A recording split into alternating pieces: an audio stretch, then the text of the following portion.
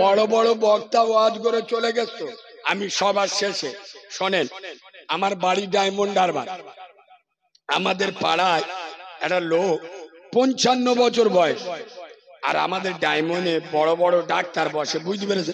বড় বড় ডাক্তার বসে। এ মাল শরীর খারাপ গিয়েছে, গিয়ে বলতে, ডাক্তার আমি শুনেছি আপনি খুব বড় ডাক্তার, আপনার 1000 টাকা ফি, ওই জন্য আপনার কাছে এসছি। তবে শোনেন, আমার বয়স 55 বছর, আর আপনার বয়স মাত্র 30-32 বছর। আপনি যখন ভালো করে মার পেটে আসেননি, আমি সেখানে তামাকে দাঁত মাজি, আর এখন তামাকে দাঁত মাজি, আর ইনশাআল্লাহ যতদিন বেঁচে থাকবো তামাকে দাঁত মাজবো। এর ওপরে যদি কোনো ওষুধ থাকে চালু, আর নইলে সময় নষ্ট করে লাভ নেই। পরের পেশে কি বলছে পরিষ্কার কথা, আপনার 30-32 বছর বয়স, তো আমার বয়স 55 বছর। আপনার বাম্মা তখন বিয়ে করে স্কিটটা ঠিক নেই, আমি তখন তো বিড়ি খাই, তামাকে দাঁত মাজি, এখনো তামাকে দাঁত মাজি, বিড়ি খাই, আর যতদিন বেঁচে থাকবো মরণের আগে বন্ধু তামাকে দাঁত মাজবো, বিড়ি খাবো। এর ওপরে ওষুধ থাকে চালো, নইলে অন্য পেশেন্ট ডেকে না। ডাক্তারের চোখ বুলু হয়ে গেছে, আল্লাহর কি রে বা, মানে শালা বাপের জন্মে রুগী দেখিস, এইরকম রুগী জীবনে দেখি, বলে মরি মরবো তমু তামাক মাজা আর বিড়ি খাওয়া। আমি ওয়াজ কোথায় ঢোকাচ্ছি এরা বুঝতে পারেন। হে আজকাল আর মুসলমানের ছানারা, মুসলমানের বাচ্চারা, তোমরা যারা উম্মতে মুহাম্মাদি বলে দাবি করো, এ জলসা আজ 30 বছরের জলসা, আমি জানি আরো বেশি হবে তো কম হবে না। এই আজগারার মাটিতে আমার 6 বছর বয়সে আমি জলসা করে গেছি। এই জলসা সাইফুল্লাহ ভাই আমার কোলে করে স্টেজে তুলেছিল, তখন মুফতি শহীদুল্লাহ বেঁচে ছিল, কারেন্ট শট খেয়ে মারা গেছে। আল্লাহর কবরটা নূর দিয়ে ভরে দিক, বলেন আল্লাহুম্মা আমিন। তো আমি জানি এখানে জলসা 40 বছর হচ্ছে। আজ আজগারার মুসলমানের বাচ্চারা, সালবাড়িয়ার মুসলমানের ছানারা, বাংলার মুসলমানেরা, এরা বলতেছে, হে বাচ্চা মাওলানা কারিমুল্লাহ জাহাদি, তোমার বয়স কত? মাত্র 27 বছর। তোমার জন্মের আগে তো আমরা হারাম খাই, এখনো খাচ্ছি, আর যতদিন বেঁচে থাকবো। কারিমুল্লাহ জাহাদি, তুমি যখন মার পেটে আসনি, তোমার তো মাত্র 27 বছর বয়স। আমরা তখন তো জুমার নামাজ ছাড়া নামাজ পড়ি না, আজও জুমার নামাজ ছাড়া পড়ি না, আর ইনশাআল্লাহ যতদিন বেঁচে থাকবো জুমার নামাজ ছাড়া পড়বো না। কারিমুল্লাহ জাহাদি, তোমার বয়স 27 বছর। তুমি যখন ছোটবেলায় হাফ প্যান্ট পরে ঘুরতে, আমরা সেখান থেকে সুদের টাকা খাই, এখন বন্ধন লোন গ্রুপ লোন খাই, আর যতদিন বেঁচে থাকবো খাবো। কারিমুল্লাহ জাহাদি, তুমি যখন দড়ির প্যান্ট পরতে, আমরা সেখান থেকে বাম্মার ভাত দিই না, আজও মালের নজরে দেখি না, আর যতদিন বেঁচে থাকবো বাম্মার ভাত দেবো না। এর ওপরে যদি কোনো ওয়াজ থাকে চালাও, নইলে তুমি মাল টুক করে কেটে বলো, পরের বক্তা সিরিয়াল চলে আসবে। আচ্ছা, আমি কি বাস্তব বললুম না অবাস্তব বললুম? এরা এটাই তো বোঝাতে চায়। শালা এত জলসা মিলাদ হচ্ছে, যারা জলসা দেয় ও শালারা নামাজ বলো বলো পড়ে না, আর যে কটা মাল বসে ওয়াজ শোনে এ মালগুলো না। নানির কবর কোথায়, কাঁদিছি কোথায়, বাঁদরামি করার জায়গা নাই। ইসলাম নিয়ে বাঁদরামি করছো, এটাই বোঝাতেছে আমরা হারাম খাবো, সুদ খাবো। এত জলসা মিলাদ হচ্ছে, বোতল বাহিনী বেড়েছে না কমে? বোতল বাহিনী বোঝো? হ্যাঁ, হেভি বোঝ। শালা 40 টাকা চুল্লু খেয়ে গ্রামের লোকের চোখ বুলু করে দিচ্ছে। কিরাম কাউরা রে, রোজার ঈদের দিন ঈদ পালন করতেছে, ওয়াপিস আর চয়েস খেয়ে। কি কায়দায় বোতলটা ভাইতে মানে ফেরেশতাকে দেখাচ্ছে শিখেলে আমরা মাল আলাদা। আব্বা ওয়াজ কোড়া হয়ে যাচ্ছে, কোড়া হয়ে যাচ্ছে। আচ্ছা আমি বাস্তব বললাম না অবাস্তব বললাম? আমি যদি অন্য অন্য বক্তাদের মতো চুমো খেয়ে ওয়াজ করি, এরা বলবে হেভি বক্তা। কারিমুল্লাহ ফেটিয়ে দে চলে গেল। আরে শালা ফেটিয়ে দে আবার কিরাম ওয়াজ করে? বলে হুজুর ওয়াজ গো ফেটিয়ে দেবে। তা তোর কথা ফাড়লে কই মোটে ফাটেন। বক্তারা ঝেড়ে ওয়াজ গো চলে যাচ্ছে আর গ্রামের লোক পেচ্ছাপ করে লুঙ্গি মুছে নিচ্ছে। এরম বাদরামি কতদিন চলবে? বিয়াদবের বাচ্চা শোনো, বাপ মরে গেছে 40-এ খানা করে 500 গ্রামের লোকের দাউদকে খাওয়াচ্ছে। আর এখন মৌতো বাড়ি চেয়ার টেবিল ফেলে খাওয়ায়। আল্লাহর কি রে বাপ? হ্যাঁ না না, এখন মৌতো বাড়ি চেয়ার টেবিল ফেলে খাওয়াচ্ছে। মানে কি? ওর বাপের বিয়ে হচ্ছে। এই মালটার গা ধুইয়েছি বলে এখন ধোয়, খানিকটা পরে ধুইয়ে কবরস্থানে দিয়াই। আমি নবীর মেম্বারে বসে বলছি এই শোনে, আগে মরে গেলি ইন্নালিল্লাহ পড়তো, এখন মরে গেলি আলহামদুলিল্লাহ পড়ে। কেন বলুন তো? যেদিন মালটা চলে গেছে গোশ আলু আর ডাল পাবো, আর 40-এ আর একবার খাবো। 40-এ খানা খেয়ে গোস্তটা কে রান্না করে জানো? বলে সাংঘাতিক রান্না। এবার গ্রামের লোক গোশ আলু খেয়ে আসার সময় দোয়া করতে হয় না? আর 500 লোকের বাপের খানায় খেলে তো, তা আসার সময় দোয়া করবে। আসার সময় দোয়া করবে রব্বানা জালামনা। জ্বললি শালা তুই জ্বলবি, আমরা জ্বলবো না, তুই জ্বলবি। কেন? নবী বলেছে বেনামাজি জান্নাতে যাবে না। তোর বাপের 4টে গরু কেন শালা 40টা গরু জবাই করে পুরো মালঞ্চল লোকে সরবেড়ের লোকের খাবো, তোর বাপ 100% জাহান্নামে যাবে। কেন? ও মাল, ও যন্ত্র, ও শালা জীবনে নামা বলো বলো পড়তো না। আর যে এড়ে গরু মিলাদ দিচ্ছে, এড়ে গরু দেড়িয়ে কলম ধই না, আরে এখন তো নামাজ কথা বলে পড়ে না, এ দোয়া কবুল কথা বলে না, খালি জলসা দেবো। এইভাবে নবীর মেম্বারে বসে বসে শুনুন, আল্লাহ কিয়ামতে জিজ্ঞেস করবে এই সেই রবিবার ভোর 2:30টাতে নেওয়া 4:30 পর্যন্ত কোথায় বলছি? সাথে আজগারায় জলসায় বাচ্চা মৌলানা কারিমুল্লাহ জিয়াদির ওয়াজ শুনতে আল। বলে ও আচ্ছা আচ্ছা, তা কারিমুল্লাহ এসে কি বললে? তোর আল্লাহ ওই বললো নামায় না পড়লি গুনাহ হবে, জাহান্নামে যেতে হবে, রোজা না করলি গুনাহ হবে, সুদ খাওয়া গুনাহ, মদ খাওয়া গুনাহ, জেনা করা গুনাহ, বাম্মার না ভাত দেওয়া গুনাহ। তা আল্লাহ বলতে যে এগুলো আগেতে জানতি না, ওই দিন প্রথম শুনলি? আল্লাহ ও তো মার পেড়তে পড়ে জানতো। তখন আল্লাহ ফেরেশতাকে বলবে বেশি কিছু করিনি, 2টো আঁচে গেলে লাগা ছেঁকে জাহান্নামে ছেড়ে দে।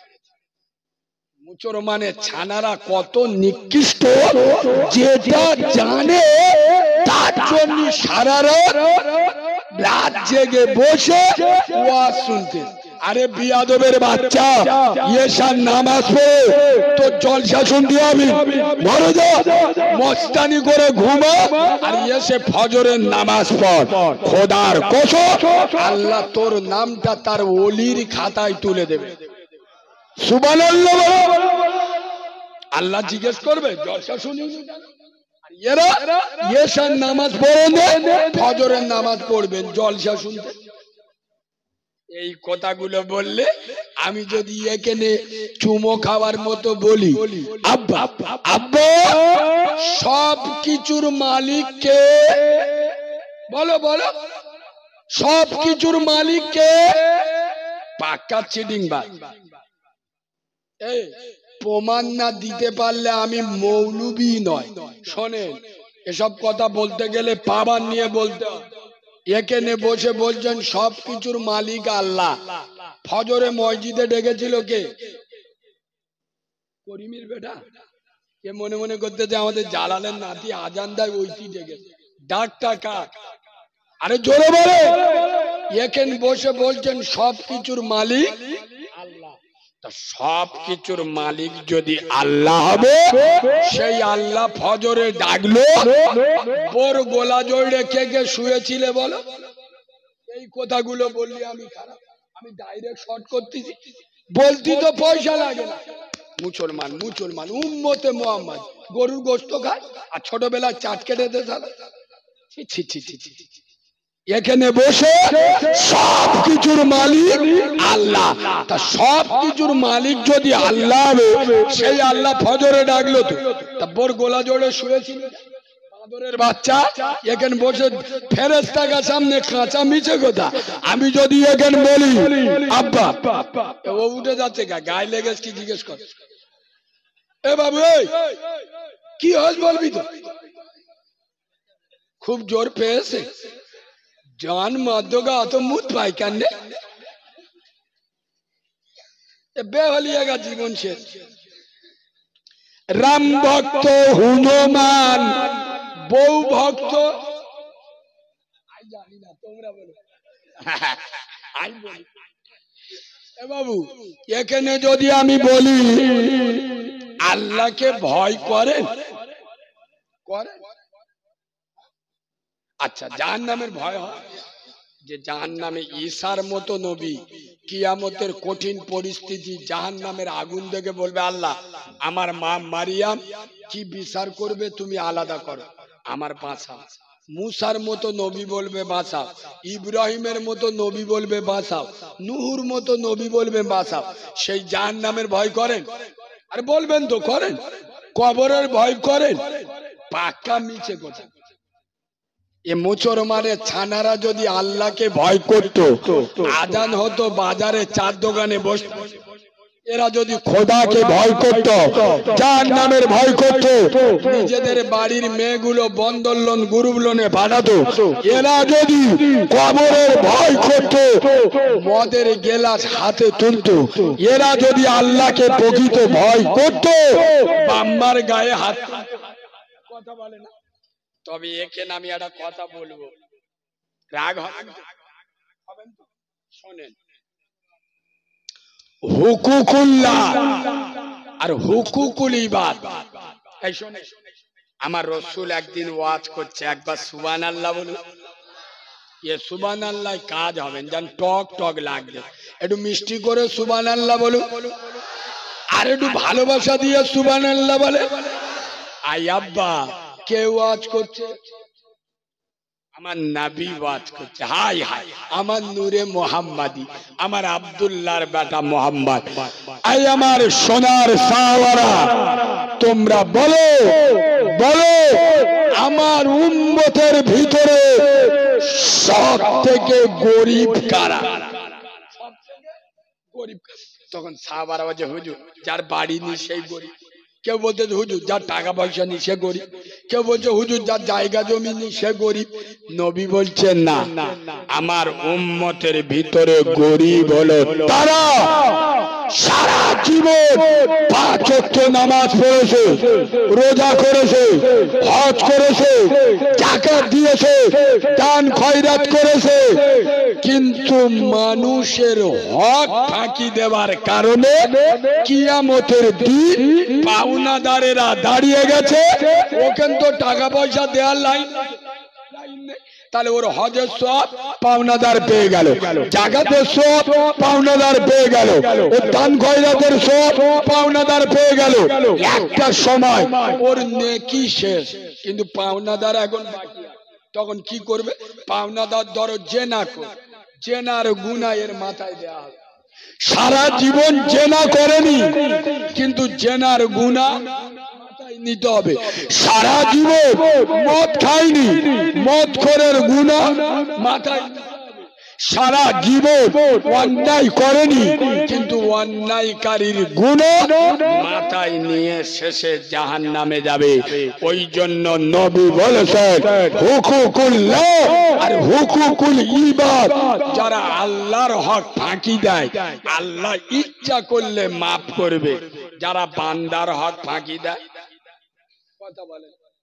আচ্ছা বলুন তো, আজকার লোক কোন মদখোর যদি বোতল খানেক মদ খেয়ে মসজিদে যায়, মুসল্লিরা চুমো খাবে, কথা বলে না, ও টুটি টিপে ধরবি, আতলা ইডিনে মাথায় ঝাড়বি না, বিয়াদবের বাচ্চা মদ খেয়ে মসজিদে আইছি, ও টুটি টিপে ধরবে না। আর যারা বন্ধন লোন, গ্রুপ লোন খায়, সুদির টাকা খায়, এরা মাল মসজিদে গেলে দুলা ভাই বলে সামনের কাতারে জায়গা দেন। মদের থেকে ডেঞ্জারাস পাপ তো সুদের টাকা।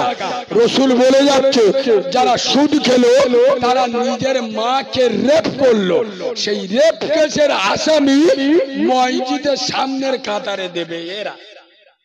ঠিক এই শোনেন, রাসূলুল্লাহ বলেছেন। আচ্ছা বলুন, কোন মানুষ জেনে শুনে কোন চোরের মেয়ের সাথে তার বিয়ে দেবে? কথা বলেন। কোন মানুষ জেনে শুনে কোন ডাকাতের মেয়ের সাথে তার ছেলের বিয়ে দেবে? কিন্তু গ্রামে এরম অনেক যন্ত্র আছে যারা ছোট ছোট ভাই বোনে হক মেরে খেয়ে এত বড় কো দাড়ি রেখে নামাজ পড়ে, হজ করে, ছোট ছোট ভাই বোনের হক মেরে বাপের ভুল বুঝিয়ে জায়গা নিজের নামে লিখে নে। এইরকম লোকের সাথে তোমার ছেলের বিয়ে দিলে কেন? এই বিয়াদব জবাব দাও। ও তো চোরের থেকে ডেঞ্জারে, ও তো ডাকাতের থেকে ডেঞ্জারে, আরে ও সুদখোরের থেকে ডেঞ্জারে।